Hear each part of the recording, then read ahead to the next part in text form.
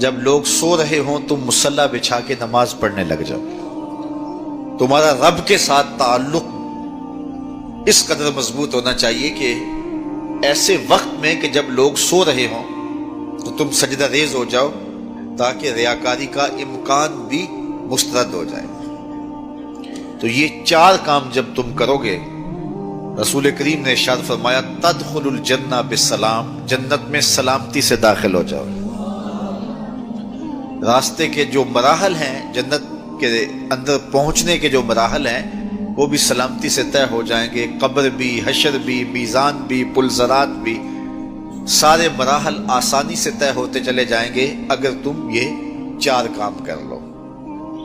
ان 3 کاموں کا تعلق ہماری معاشرتی زندگی سے ہے، اور رات کی تنہائیوں میں مصلی بچھا کے نماز پڑھنا، اس کا تعلق جو ہے وہ ہماری نجی زندگی سے ہے. اور وہ جتنی تنہائی میں ہو اس قدر ہی اللہ کی رحمتیں زیادہ اترتی ہیں.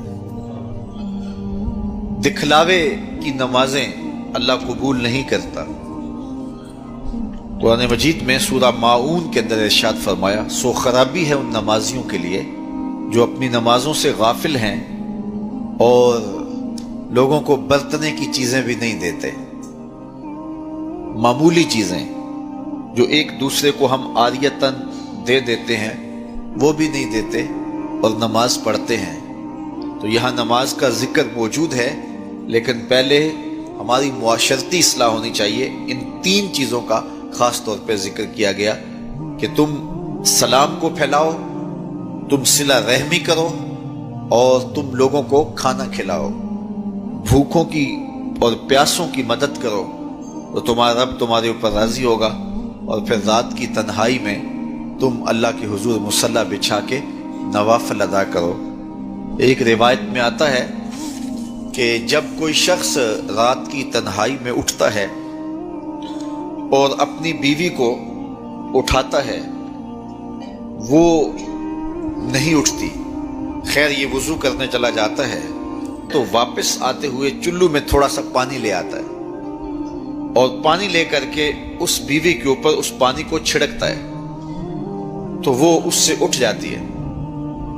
تو یہ مصلی بچھا کے نوافل پڑھنے لگ جاتا ہے اور وہ بھی اٹھ کے وضو کرتی ہے اور پھر وہ آتی ہے تو یہ نوافل پڑھ رہا ہوتا ہے. چارپائی کی دوسری سمت مصلی بچھا کے وہ بھی نوافل پڑھنے لگ جاتی ہے.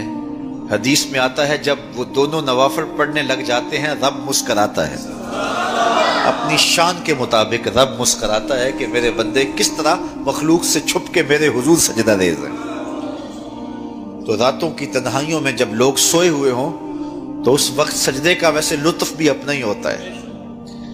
چونکہ کوئی دیکھ رہا ہو تو کئی طرح کی باتیں ذہن میں آئی جاتی ہیں، لیکن تنہائی ہو، اندھیرا ہو، کوئی دیکھ نہ رہا ہو تو پھر اس کا اپنا لطف ہوتا ہے. اور سحری کے وقت اٹھ کے نماز پڑھنے کا سرور بھی اپنا ہے. اور میں کہتا ہوں کہ وہ ملنے کی گھڑیاں ہوتی ہیں، انسان کو ان گھڑیوں کے اندر اللہ کی خاص رحمتیں نصیب ہوتی ہیں. اور جو سحری کے سجدوں کا مزاج رکھتا ہے اللہ تعالیٰ اس کے من کے اندر روشنیاں ڈال دیتا ہے. اقبال کہتا ہے رومی